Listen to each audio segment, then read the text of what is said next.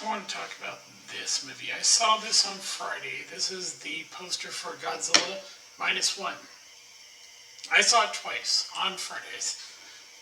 And this is a movie you have to see in theaters. There's a reason. The cast in this is probably one of the best casts in a Godzilla movie. It's actually the best Godzilla movie, honestly, hands down. This is the main cast. Look at these actors. They're all young. And each of them is, like, believable in their role. And I'm going to talk about also Shin Godzilla and the 1954. Because this one goes back to this one. This is a unique film on its own. Not, it's nothing like this movie or even this one. And just like the 1954 one, Godzilla Minus One is ultimately, it's a drama about the people of Japan and dealing with this monster. And it's a horror movie too. That's the whole thing. This movie is, in every way, a horror movie. It's beautifully shot. It's probably one of the most gorgeous films, ever made. It was written, directed, and the visual, he was the head, he was in charge of visual effect, was the director, Takashi Yamazaki. And here's the thing, he wasn't sure if he'd be able to do this movie until he saw Shin Godzilla, and then he knew that the effects were at the point that he could make this movie, and so he basically set out to make probably I consider it the best Godzilla ever made, hands down. I'm not the only one. Chris Goris watched him talk about this, and he said, yeah, this is probably the best Godzilla film ever made. And the thing is that they put you in the period of right after World War II. And it opens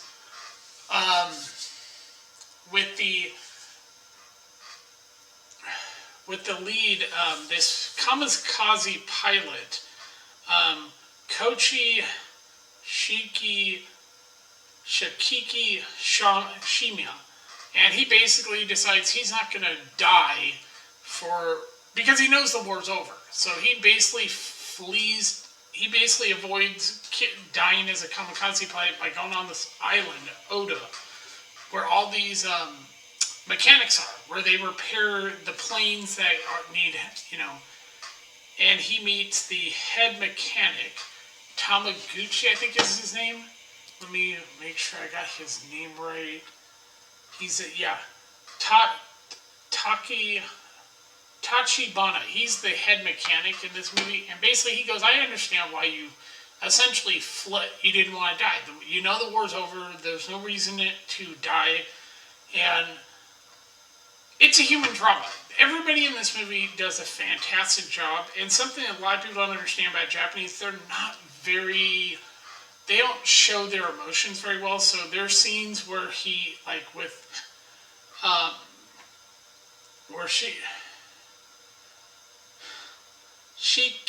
oh god, I'm probably fucking the name up. Shima, essentially, where he's traumatized at the beginning of this movie. I'm going to go by his first name, which is Koichi. This is what Nairoki. She just calls him by his first name. Everybody else calls him by his last name. This is the actor, by the way. This is him. He's the lead actor in this movie. He carries this movie on his shoulders, and he's and it's about several things. It's a horror movie in the sense that Godzilla represents the horrors of the atomic bombs that we dropped on Japan after they had already surrendered, because we carpet bombed the fuck out of their country. We destroyed their cities, and essentially this movie, Godzilla represents the most pierced evil in the, what the atomic bomb is. And so you have, and it's a drama, like the original Godzilla. It's a drama horror movie. Godzilla represents, like I said, he is actually the most scariest thing about this movie is that we see a young version, because they've always said Godzilla was a dinosaur. In the original, he was basically a dinosaur mutated by the atomic bomb that America tested in the South Pacific. So here, in the beginning, he goes to Odo Island. And he lands there because he doesn't want to kill himself. And so essentially, while he's there, he's, like I said, Tachibana tells him, I understand why you don't want to die. He doesn't blame him. And then this dinosaur happens to show up, and it's traumatic for him because he's asked to kill Godzilla. We realize that's Godzilla. He's a dinosaur, and it's like, oh shit. And he's not very big.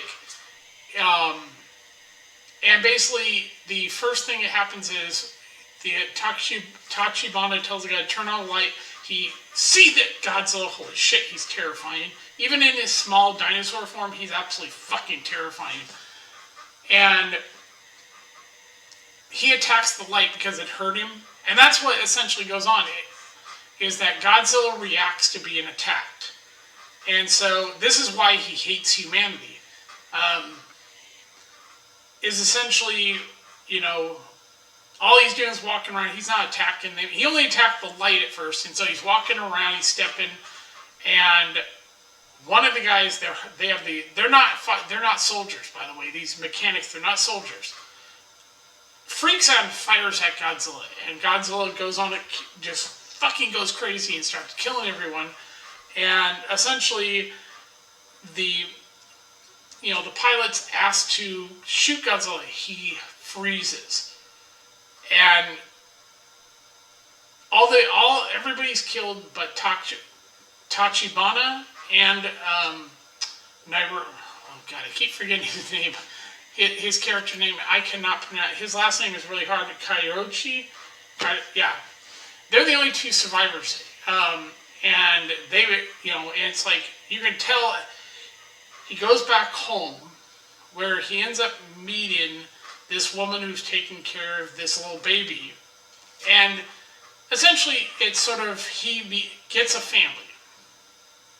But he's traumatized by failing to do his job because he ran away and failing to not get everybody else killed. So he has PTSD, and and it absolutely shows. Everybody's fantastic. All the acting is great. This is the purest Godzilla film to show you the horrors of what war. And so later on, that he's, this is sort of his family, even though he and Nairoki, I think that's her name, Nairoki? Yeah, Noriroki. Yeah, they're not married, but they become sort of a couple with a, sort of adopted daughter, and he gets a job. They need food for her. She's, and at first, the lady next door, she hates him, resents him because her kids are dead, and thinks if he'd done his job, which isn't true. If he had succeeded being it would not have prevented what happened. And she doesn't realize this, and you understand that she's upset because the government failed to protect the people of Japan from America. So it's easy to take it out on him, just like Tachibana blames him for all the guys dead. It is. It's easy to look at him and say, okay, you're to blame for this because you failed to do your job. And he's traumatized by this, and it shows throughout the movie. Like, he has horrible nightmares about what happened, And then he's offered a job to go deal with these mines in the ocean that America left at the end of the war. And the thing is that this is the poster for it. Beautiful poster, by the way. What we get is they're dealing with these landmines, and these mines in the ocean, and all of a sudden he shows up. This is there's two of them out there, two of these wood boats because of the mine. Some of them are if a metal regular ship that is made from steel or anything went by some of these mines, they would detonate because they're what do you say? They're attracted to metal. So they have these wood boats, and then all of a sudden, as they're talking, here comes Godzilla, and he's a fucking, yeah, he's terrifying in the water. It's like, oh, fuck. And essentially, they, you know, blow up one of the mines because it gets in his mouth, and damn it, it looks like it kills him, but then you see him heal, and when he heals, the area that heals is different than the rest of him, and then he makes it to Japan, to Ginza, which is the city that, where his partner is working as a secretary, and basically Godzilla attacks, and it's fucking terrifying. I mean, they made him agile. He's not the biggest. He's literally like, I think 200 meters or something like that. He's about the same as the original 1954 Godzilla. But the way he walks like a T-Rex with he's only walking on the toes like this. Like if you ever saw Jurassic Park and you saw the way T-Rex walked, that's the way Godzilla walks. And when he takes a step, it's like and destroy. You see him in the trailer. It destroys the ground around him, and he basically he's here to kill everyone. And then like when you see him in the distance, they play the original Godzilla score. And he comes back later in the movie in the final confrontation, and he just fucks this place up, and then he gets attacked by the military. And this is where one of the scenes which kind of you could tell was the way they filmed it. It was with these tanks. There's a bit of an issue. It doesn't take out the movie, but when they're moving, it kind of looks like, okay, there's obviously, you know, but they use practical with CGI for Godzilla, and you can't tell the difference. And the acting is fantastic. This is the best Godzilla, the most terrifying. It's a horror movie like the 1954. They have, in the original, you had Shinazawa, who was the genius scientist who found a way to kill Godzilla. You have a new doctor in this movie, a new genius guy, and he's right here. Kenji Noda. He's the guy that figures out how they're going to defeat Godzilla after he destroys you know, and his atomic blast, when it goes off, it hits like an atomic bomb. I'm not kidding. And you see his spines, the middle of his back and tail, are pushed out. And you see as he's getting ready to do it, it's like, and they push out and they push back in, and you see him breathe in, and then when he lets it off, it goes, and it goes, boom! And it's like, if you've ever seen any scene with an atomic bomb going off, it outward. And it's like, holy fuck. Godzilla and then, you know, they add to his, you know, you see the afterwards and the trot, you know, and basically we get to, you know, Godzilla's not in this movie that much. He's never in any of his movies. That's the thing that I've never understood about anybody who complains about, where's Godzilla? He's not supposed to be in the movie the whole time. It's a drama. It's a human drama, and everybody in this movie is fucking fantastic. The acting's great. The direction is great. This is the greatest Godzilla movie ever made, because it reminds you what made God. This is truly for fans of Godzilla, and there are people that I've heard Yellow Flash say he never was into Godzilla. He saw this and he loved this movie. People that never were into Godzilla watch this movie and they love it. That's how good this is. And like I said, even the little girl plays Aoki. I think it's Ayoko. She's great. I mean, there's a scene where she cries because she wants her mommy, and you're heartbroken by her. You know, she cries twice, and it's like you're devastated by seeing this little girl crying. She misses her mommy, you know, and she calls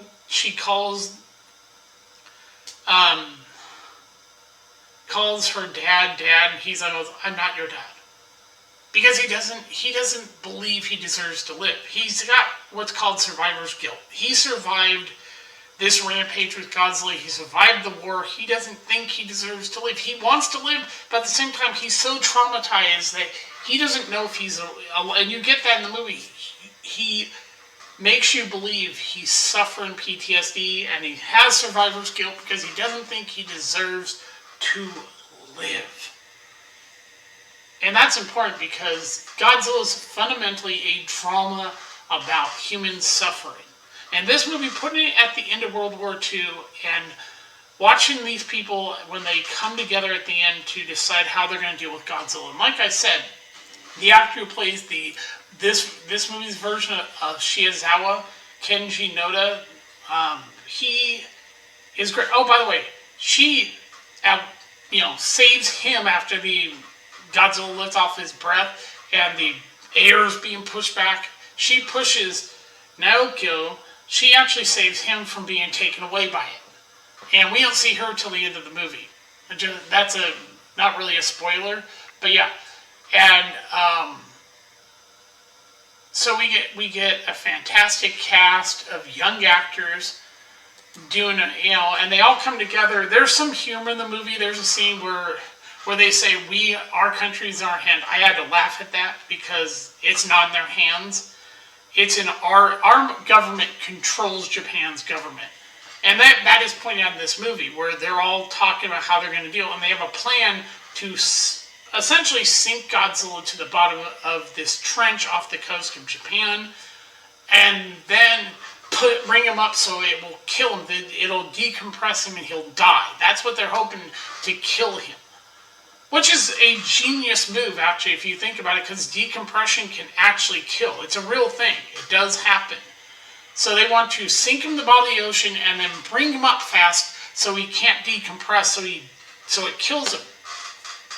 And so, and they're wondering, and the guy's honest, he goes, I don't know if it's going to kill him, but, one guy goes, well, this is stupid, and he goes, you come up with a better plan. And basically what you see is, they admit the government's forsaked us. The American government doesn't give a shit about us. And they all come together, and this is what's so triumphant and beautiful about this movie is these people come together to fight the monster. And you want them to win. You want them to live. You want nobody to die. You want Godzilla to be killed off. This is not the BS Godzilla of all the American films or some of the really not good Godzilla movies. This is Godzilla that is a threat. You want him dead for what he's done. He is the most evil thing to exist, and you want him to fucking die. And they do this beautifully, make you understand that Godzilla is the evilest thing. He is there to kill everything. He is the horrors of every evil thing you can think of. And that's why you want these people to succeed. And so when they have the final confrontation with Godzilla, it's probably, they bring in again the Godzilla score. During this fight, and there's a scene right at the end of the movie where all the sound's gone. Everything's slowed down. And then you suddenly hear the plane coming. And this pilot's going to redeem himself. He's going to become the hero. Actually, everybody involved who's helped. To this point, everybody in it is redeeming. The Japanese are redeeming themselves without their fucking government and without the Americans. They're doing this on their own. And spoiler, they succeed. They end up killing Godzilla. They all redeem themselves. And we know that Tachibana, we thought he hated him. At the end, we find out, because they cut away when they're talking, when he's explaining things to him, come back later, find out that Tachibana wants him to live. He doesn't want him to die. Because he doesn't blame him. He blamed himself for not protecting his men.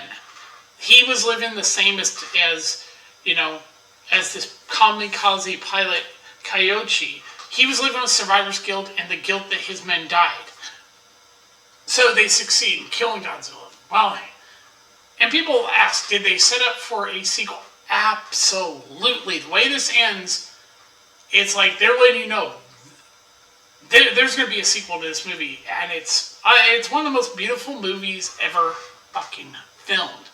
And you give it to Hondo, give it to this director. He knew what his vision was, and he went with it. And this is like the greatest Godzilla movie ever fucking made. It really goes, you go back to this movie. This movie was a horror movie. It's a drama. It's about the people of Japan dealing with a threat so fundamental they have to stop it at all cost. I cannot stand what they did to this movie when they released it in America, re-edited it, added Raymond Burr, and I think they dubbed the shit out of it. It was not a good movie. I don't like the American version of Godzilla King of the Monsters. I love the Japanese one. And I love Shin Godzilla. This one, it's like I said, Shirazawa was the guy who basically finds the way to kill Godzilla with this thing called the Oxygen Destroyer. They're both, these two movies, this movie right here, and this one, Godzilla, this one is I could put it above this one only because we're at the end of World War II. This one deals with years later, with the consequences of what happened when, their fear of the atomic bomb. And see, even here it says dinosaur. Here we see Godzilla before he becomes the monster, and in the movie, they do show that they were testing the atomic bomb, and Godzilla, this is how he became the big monster. He's about, in this movie, the same height as the original Godzilla, but his breath is an atomic bomb going off. And they call it heat ray. They call it heat ray in the movie. And, this is, like I said, she goes to work there because she overheard him saying, we're not, why don't you marry her? And he's like, he's, like I said, he has survivor's guilt, and he has what's called, doesn't think, it's called survivor's guilt when you survive something that you don't think you deserve to live. And so that's why he doesn't marry her. And you just feel for these people. You see them come together, and they're happy because they're finally going to save themselves. They're not counting on the Americans. They're counting on they don't have ships, but they get these ships. They explain why they're given these ships to fight. The only way they can fight Godzilla, because all their ships were decommissioned. So at the end, they all come together. All these men, they come together to fight Godzilla, to stop him. And they succeed, but like I said, they end it, and this is a spoiler, he starts this is how we know there's going to be another one, is he starts regenerating. We hear that, famous, when Godzilla, that thing you start to hear. And then at the end, we see the Godzilla from this poster right here. Where is it? This poster?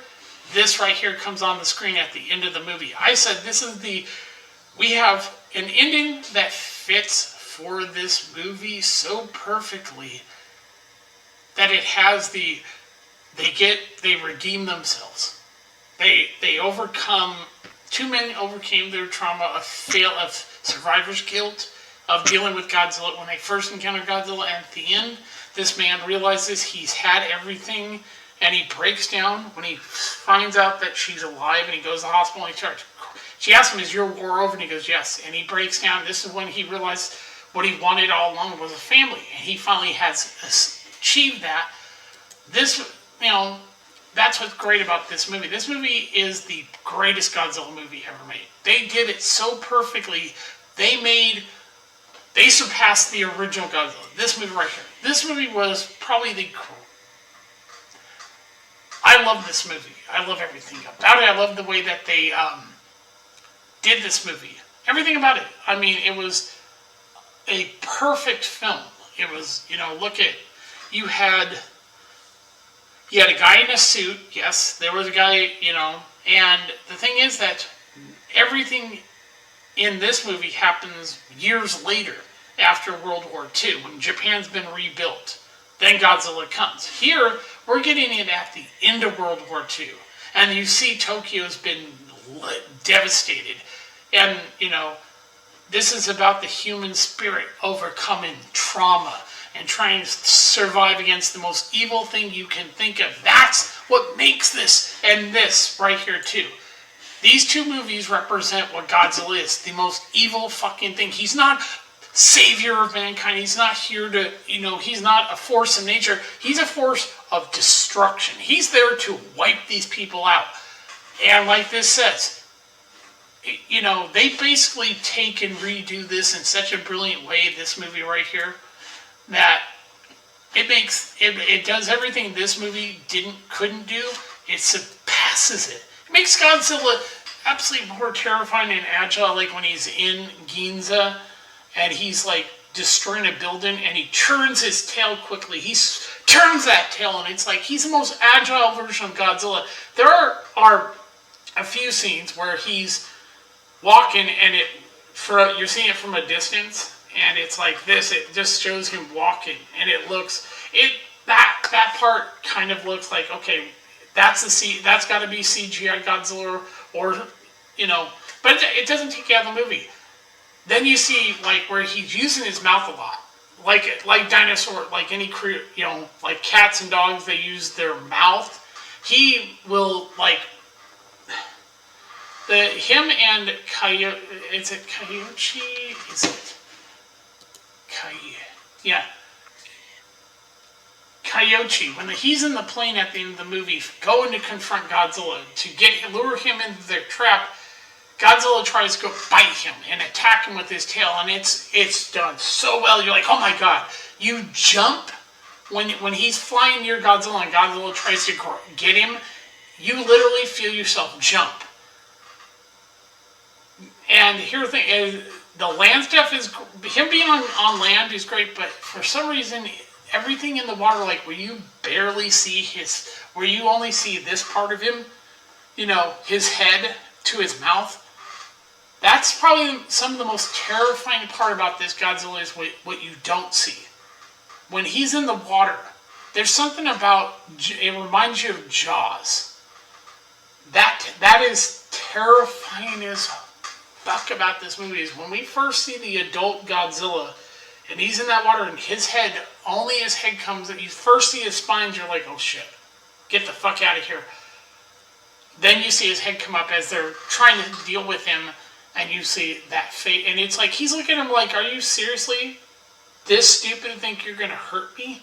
It's like, you realize he wants to kill them, and it makes that scene so, it's like this, the head is big, and that head is focused, and he's just like that. I mean, it's just terrifying knowing that he's that close to them.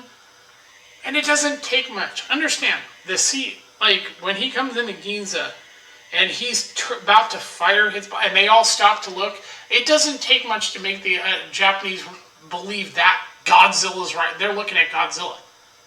You don't have to convince the Japanese Godzilla's real. The fear is if he were real. That's what they think of. That's what made these people when you see in the movie, when you're watching that tail light up and he's doing that and you see the fear in them, this is what they see when they see Godzilla. Is they see this monster wanting to kill them.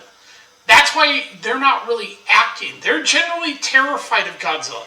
That's what Godzilla does to them. This is ingrained even in the young. That's what Godzilla means. Is the most terrifying thing is that they're all going to get killed by this monster. That's why this movie's perfect, is Godzilla's a monster out to kill them all, and the fact that you sense their fear. I've said I love the original Godzilla. This movie came out of nowhere, and it was like you couldn't see it. Well, I know when it originally came to America, they redid it, added Raymond Burr to it. Americans didn't get the Japanese till it came years later, I think. I don't know if they released it in theaters here years later. I know on DVD, and I saw it, and I was like, I watched the original. It was beautiful to watch. It's in black and white, it's gorgeous. And then we get this movie right here. This one came out of nowhere, and the directors of this happened to work on Evangelion. Think about that for a second. The guys who worked on Shin Godzilla, it's not the same as Godzilla 54 or Godzilla Minus One. Those are based on Godzilla, who's a dinosaur who gets mutated by the atomic bomb. This version of Godzilla is so different. It's still terrifying as fuck because when we first see him, what the fuck is he? We have no idea. He mutates. And he evolves. This version of Godzilla evolves from this, God knows what the fuck it is. The first thing we see is this, it has these like gills and it has these legs and it's got this big, like what the fuck, that's Godzilla at the beginning of the movie. And when I saw this in theaters, because it came here where I live, and I was like, I saw it in theaters. It was a packed theater. People were like, they wanted to see this. And the thing is that the way they did the subtitling for this movie, when I saw it in theaters, was the problem with the way they did it was they put titles up for every character. They didn't do that for this movie, for Godzilla Minus One. For here, they actually put the titles of all these government people, all these what they want you to believe. And while the subtitles are white, they sometimes bleed into the background. I don't know if that was for everybody, but the one I saw, the subtitles sometimes bled into the background, or if there were all these titles up, you could not really see what was going on. I haven't seen it since. Maybe they fixed that. But another thing is that, yeah, this is an evolved version of Godzilla, and I was hoping for a sequel when this movie ended, because it was set up for you to get a sequel to this movie. The way they ended it was Godzilla's frozen. Just to give you a spoiler, they all, basically Japan's not alone in this, because Godzilla represents a bigger threat to the whole world. So basically, you have everybody coming together to help Japan deal with this threat. I'm not joking. This movie, what made it different was they legitimately treat Godzilla as a legitimate threat, not some, he's a force of nature, or he's here to, no, legitimately the world comes together to fight this monster and help the Japanese defeat Godzilla. That's what's different about Shin Godzilla, is that in this, you have the United Nations, they all come together, because when they see this monster, they all know he could kill everyone. And it's actually I love this movie. The way that they did Godzilla, having him evolve was a fresh fucking take, and having him shoot lasers out of his tail, and having his spines have the same thing come out of his, like his breath and everything, and having them also come out of his back, not just light up, but he could shoot these beams out of his back. And then he has these things come off of him. It's a hell of a movie to watch. I recommend it. It's my third favorite Godzilla film. I'm going to say my favorite is Godzilla Minus One, then it's 1954's Godzilla, and then I'm going to say Shin Godzilla. Here's the thing. Garrett Edwards, I heard he saw this movie, and he admitted this movie did what his couldn't. And that's the thing, is the reason you can't make Godzilla the way you can in Japan, like with this, is because Americans don't know what Godzilla is. They can't understand the fear until you see this movie, you will never understand why the Japanese fear the idea of Godzilla existing. He's not this, he's here to save, like, later on and everything. And those movies, I saw them, they were dubbed, unless you saw them on DVD. You got every one of these Godzilla, and I hate the dubbing. It's shit. The way they did early Godzilla film dubbing, it looked like crap because it never matched up with the voice. And the voice coming out in the English dub a lot of times didn't fit the actor, and it was always kind of crap. And they did this even later on. They had the same problem with it was a little better, but it still wasn't great. I love seeing these movies in their original language with subtitles. Understand this. I have a learning disability. I had a fucking hammer in my head. I still have the scar from it. Yeah. Right here. And so I have a learning disability. I mean, I'm not joking. And yeah, I can watch these movies and read the subtitles. Especially this one. The way they did the subtitles is that you can see them while you're watching the movie. This is how good the subtitle on Japanese films, even in their anime, has gotten better from in the past. Is that they understand you're watching the movie, you need to have the subtitles so you can read as you watch the movie. And and I've gotten to the point that I don't need to actually always read what's going on to understand what's going on. I think I watch so much Japanese stuff in Japanese with subtitles that I seem to understand what they're saying. Not that I've actually learned Japanese. No, it just seems my brain is picking up, understands. Like I listen to Japanese music, and my brain seems to be able to, like understand what they're saying. Like how they say words and stuff. It's like, for a long time, they couldn't say Godzilla. Japanese had trouble with L's and R's, pronouncing those two letters. How do I know this? Because, like, the anime Hellsing, when you look at Alucard, there's an L. So what they would put on the back of the box for that original Hellsing is that it would, instead of an L, it was like they misspelled Alucard. Yeah, I'm not joking. But getting back to this movie is the greatest Godzilla movie, and Chris Gore's right. It's the greatest fucking Godzilla horror movie ever. I put this above everything. It is the perfect symbol of fucking terror. Godzilla is a fucking monster. This movie's a horror movie. It's a drama. All the actors are fucking great in the movie. I didn't have one issue with their acting. I understand some of the over, like when the pilot is traumatized, Kyoichi, and he's down there and he's like screaming at the top of his voice. The trauma's there, or his, the way he presents his trauma. I get it. He's fallen apart mentally. He's not sure what's going on. I get that. I understand how the Japanese, they're not very good at showing their emotions. And so, yeah. And another thing is that about Japan is that they may keep the LGBT, the woke, a lot. Some of their manga and anime does have the woke shit in it. Their culture, their country has gone from them being a very conservative country to be more like America in the worst ways. They support the alphabet group, they don't have kids like they used to. We've oppressed this country to the point they don't even care about surviving. It's a country of old people, and the young are not. They would rather sleep around on each other than to be in the relationship, and it's because we screwed their country up. We turned them against themselves. And so, yeah, and this movie basically they point that out in the when they're all meeting, that the government has betrayed, don't give a shit about them. Like I said, and the U.S. government don't give a shit about them, which is true.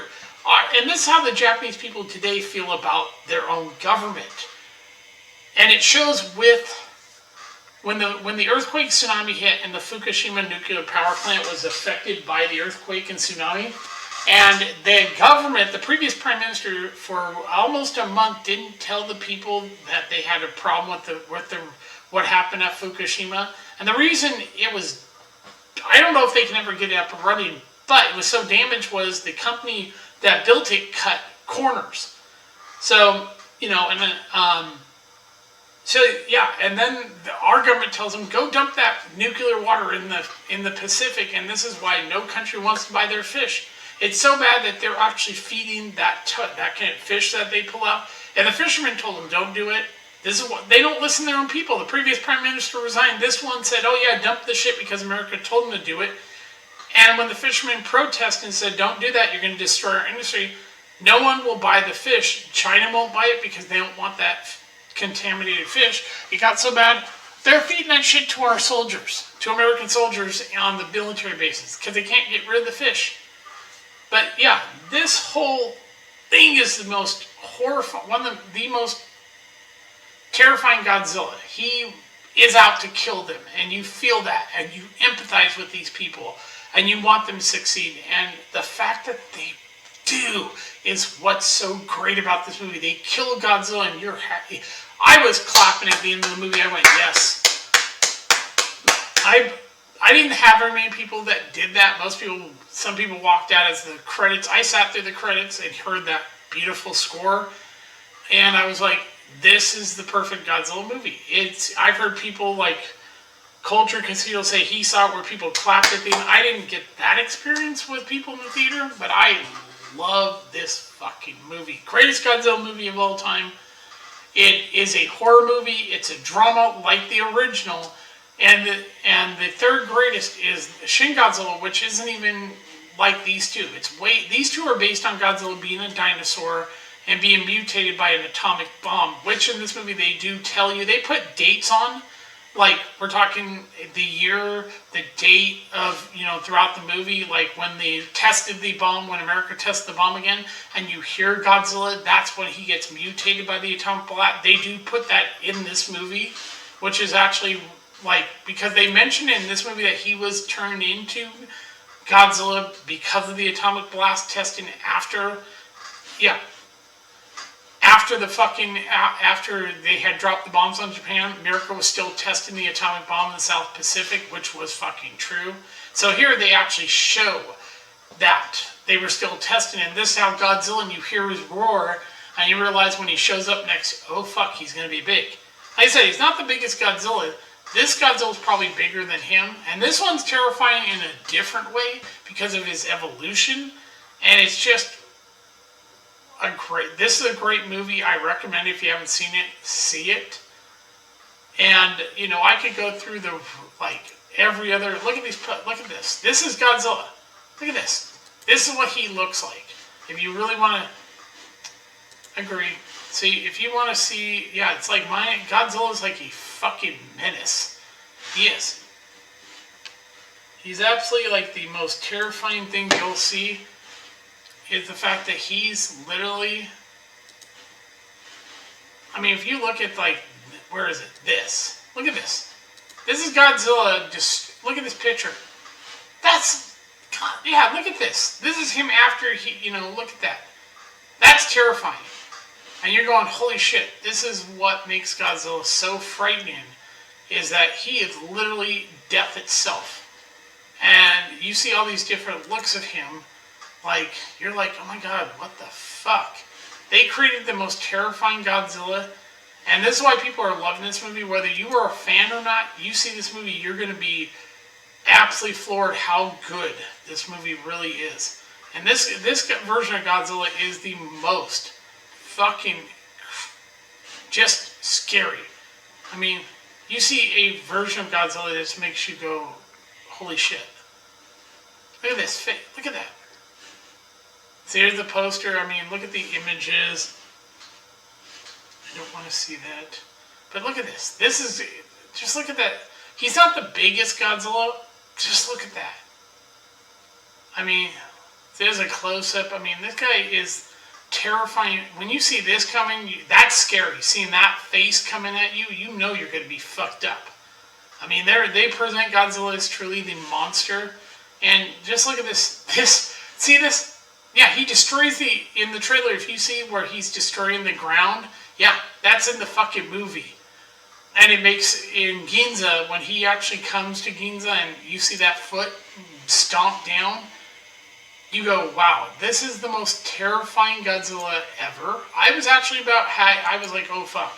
He's terrifying, and I love, like I said, I love this one, and I love this one, but this Godzilla scared the fuck out, is terrifying from the beginning when you see the dinosaur, younger version of Godzilla, and they do show him, to when he comes back.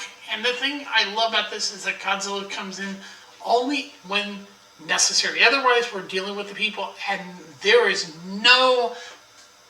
nothing wasted in this movie. It never feels like it's a 2-hour or 5-minute movie. It feels like you're watching one of the greatest movies, and it was on a budget of $15 million.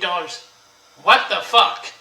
This movie looks like it cost more to make, and I'll tell you, one of the reasons they were able to only cost $50 million, they don't need permits in Japan to make movies. Everywhere else you go, I'm pretty sure in a lot of countries, you have, in America especially, and I think in Canada and Europe, you have to get permits to film, and they cost money. That's why things are so expensive to film in America, because you have to get permits to make anything. Yeah, and the cities tend to gouge it's already made its money back. Yeah, this thing's gonna make its, because unlike in America where, this did not get the big promotion push and everything. The 50 million is, I think it's not just it's everything. It's the entire budget to make the film, promote the film, and everything. So it's already made its money back. This is not like in America where it's a lot more money goes into post-production and everything. because this was the director handled everything as far as getting, and he's also, the guy, look at this. You have this guy, I mean, look at this. He had one other person, work with him on the visual effects. And give this director all the fucking credit in the world. This man is a fucking genius. He says he wants to make a Star Wars movie. I say let this guy do it. He did this with Godzilla. Tells me if he gets his hands on Star Wars, we will get a fucking Star Wars film like we haven't seen since George Lucas. This fucking guy, and I've looked at his career. He is a phenomenal fucking director. He puts out, I mean, he's directed, you can just see it right here. Look at some of the movies and projects he's worked on. This is not a new guy to the Hollywood. This is a guy who's, you look at his, and you go, yeah, this guy's worked on stuff. Look at his career. This is the director. I respect what he's done. Yamazaki is probably one of my favorite, he's 59 years old, and what he did here is he makes me just like go, this is what a director's supposed to do. This is why. And you can see that the detail, this was done by people who wanted to make a movie that brings you back to what Godzilla is. And it's done by people who gave a shit. The Japanese care about Godzilla. They do. You can tell. Everybody that worked on this loved making this movie. Japan's one of those countries, if you said, hey, we're going to make a movie, and it's a Godzilla movie, you don't have to ask everybody to come in. They'll fucking give up everything to be involved in the movie. It's like when a Hong Kong film back in the day was being made, John Moon, people knew that he was making a movie. People floored. They want to be a part of his movie, whether they were an extra. They just wanted to say, I was in that movie. Here, everybody, all the extras were like, yes, we're going to do this movie. That's how much everybody in Japan was behind making this movie. The extras, people understand something. Filming movies in Japan is way different than in America. The budgets, everybody got paid. Nobody got screwed over making this movie. Their movies do not cost nearly as much because of the fast for one, the director is the writer and he works on the visual effects. So he's only getting paid a certain amount of money to do this. The actors, they're not like, oh, give me millions and $20 million to work on this film. No, these people, one thing I understand about Japanese people is they are modest about how they live. They don't tend to live these lavish lifestyles. They tend to live modesty. And most of them have enough money where they're not looking to they're not super greedy people, so most of them probably, their paychecks were not the huge extravagant because they don't need the money. They probably, every one of these actors already probably has, done enough work to be successful that they didn't need to sit there and demand, oh, I need $20 million to work on this film. That's why it only costs $15 million. You gotta understand, in other countries like Japan, Korea and stuff, the people aren't in it they're not trying to be greedy. They're not, give me $20 million to make this movie. That's not who they are. If they want to do the movie, they're going to do it. They will do it for less to make sure they put out, and they'll put all the effort in to make sure this movie gets made. Yeah. And that's why when this movie I heard about it when I thought there was going to be Shin Godzilla. I think this was being worked on. Going back, I have to say this probably was worked on 2016. After the release of Toho's 2016 reboot, Shin Godzilla, co-director stated at the American Fan Convention that Toho would not be able to produce another Godzilla film until after 2020. This was due to the contract with Legendary Pictures, who were producing their own Godzilla films that forbid Toho from releasing their potential Godzilla films. In the same year as Legendary Films, in 2018, Toho executive Kenji Ota revealed that Shin Godzilla would not receive a sequel and expressed interest in a potential shared universe Godzilla series akin to the Marvel Cinematic. Well, thank God they're not doing that. In 2019, following the release of The Great War of Archimedes, renowned filmmaker Takahashi, that's this man, Yamazaki, was appointed to make a Godzilla film. He began preparing the project with intentionally spending a year developing the script. However, the COVID-19 pandemic forced the crew to postpone filming for a few years, which helped him with the script, of allowing the script to be rewritten. Yes, I heard about this, when they mentioned there wasn't going to be a sequel to Shin. I had heard that they were working on another Godzilla and this man was hired. I was like, yes. And Yamazaki said in an interview for the Japanese magazine RA that the worldwide anxiety and government unreliability during the pandemic was one of his major inspirations for this. It's just like after World War II. See, these two things, because the previous emperor, the government, the current emperor, he's the shitbag who dumped all that nuclear water into the Pacific. The previous guy, all these emperors, all these fucking prime ministers, they fail the people of Japan, and they feel let down by their government. So that's why it plays into this movie. He also expressed that he hopes the movie reflects these events clearly. Yamazaki later revealed that he was heavily influenced by Suezaki Kanazaki's Godzilla Mothra and King Ghidorah Giant Monster All-Out Attack in 2001, which he has cited as his favorite Godzilla film. While writing the screenplay for Godzilla Minus One, he reflected in a discussion with... Hold on, I'm going to move it down a bit. I'm just reading the production. Show you how much I love this movie. Reflected in a discussion with Kaneko at a screening of GMK, you know, this movie right here. I had forgotten the contents of GMK. Considerable influence. Yamazaki has stated that Godzilla Minus One was also inspired by the original, you can see that 1954 Godzilla film. Steven Spielberg's Jaws, which you see that in the movie, and the films of Hayao Miyazaki. Godzilla 2014 director Gareth Edwards identified Spielberg's film Close Encounters of the Third Kind and Jurassic Park as well as Christopher Nolan's Dunkirk as other potential influences on the film.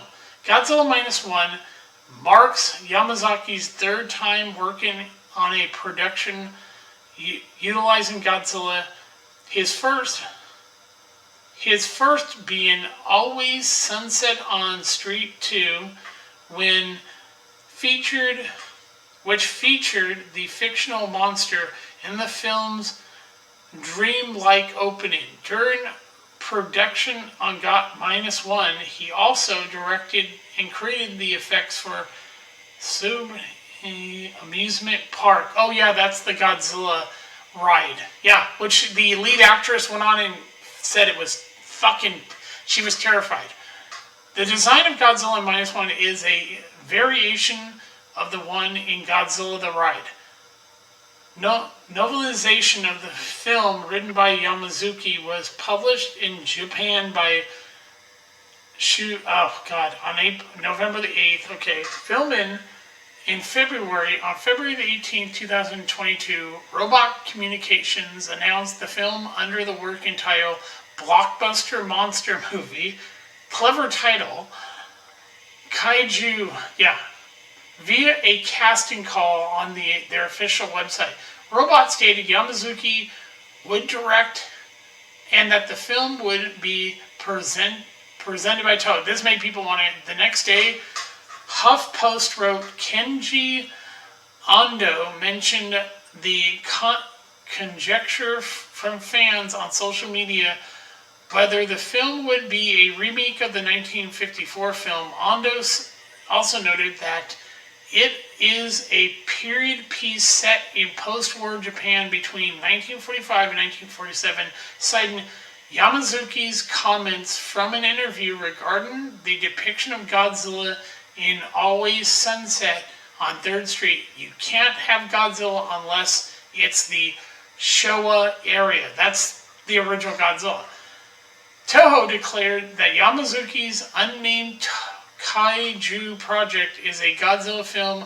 I remember when this was, I knew this movie was going to be great. On November 3rd, 2022, at an event celebrating the franchise's 60th anniversary known as Godzilla Day, the company also revealed that the film had completed filming and had entered post-production with a targeted release date of November 3rd, 2023. Yamazuki was also named the film's writer and visual effects supervisor. During the press conference on December the 13th, 2022, Toho head of planning, Uzi, I'm not going to, implied that the new film is connected to the 1954 film. Following the film's announcement, Yamazuki relegated his pitch and vision for the film. Post-war Japan has lost everything. The film depicts an existence that gives unprecedented despair. The title Godzilla Minus One was created with this in mind. In order to depict this, the staff and I have worked together to create a setting where Godzilla looks as if fear itself is walking towards us, and where despair is piled on top of despair. I think this is the accumulation of all the films I have made to date, and one that deserves to be experienced rather than watched in the theater. I hope you will experience the most terrifying Godzilla in the past and the best possible. Oh yes, this movie needs to be seen in theaters. Yeah, and this plane they use in the movie is a fucking real plane. This is the plane that comes at the end of the movie. It's a fucking great, it's an awesome plane. This movie is my favorite Godzilla film. Like I said, these two are basically similar in a lot of ways with the, and I get what he's saying by the, it is truly the most terrifying Godzilla movie. This is a different Godzilla movie. It is. It's not the same as the others. I said they're totally different movies. This movie is the original film, but on steroids. It really makes you experience what it's like to see despair on top of despair, grief on top of grief, PTSD, survivor's guilt, and see all the hope these people living through the worst period in their lives, watching their country collapse and having to pull themselves together, and then seeing this fucking evil thing come and try to wipe them out, and they have to pull together, and watching them succeed. I'm telling you, this fucking movie, I couldn't get talking enough of how great this fucking movie is. I would love to tell Yamazuki to his face, thank you for this movie. You finally gave anybody who isn't from Japan to see this movie, to know what it means to fear Godzilla. Why Godzilla is a terrifying force of a monster, an evil. He's everything evil in this movie. He's everything that makes people afraid of war. He is everything, when you think of the atomic bomb, this is the monster. This is what Godzilla represents. He is fear its fucking self, wanting to kill you. And it shows. He shows no mercy to these people. And I could go on with this forever. And really go in and talk about it forever. But I've talked long enough. I recommend, please see this movie. You will not be disappointed. This is the greatest Godzilla movie of all time. I'm going to get it when it comes out on DVD. I respect this movie. A lot of people that aren't even fans of Godzilla love this movie. Critics love this movie. There is not you can say, okay, the acting at points in, some things, but it doesn't take you out of the movie. This should be seen in theaters. Experience this movie. I've seen it twice. I'm probably going to see it again. because this movie is the greatest Godzilla film ever made. This is Gilgamesh. I will talk to you later. Bye.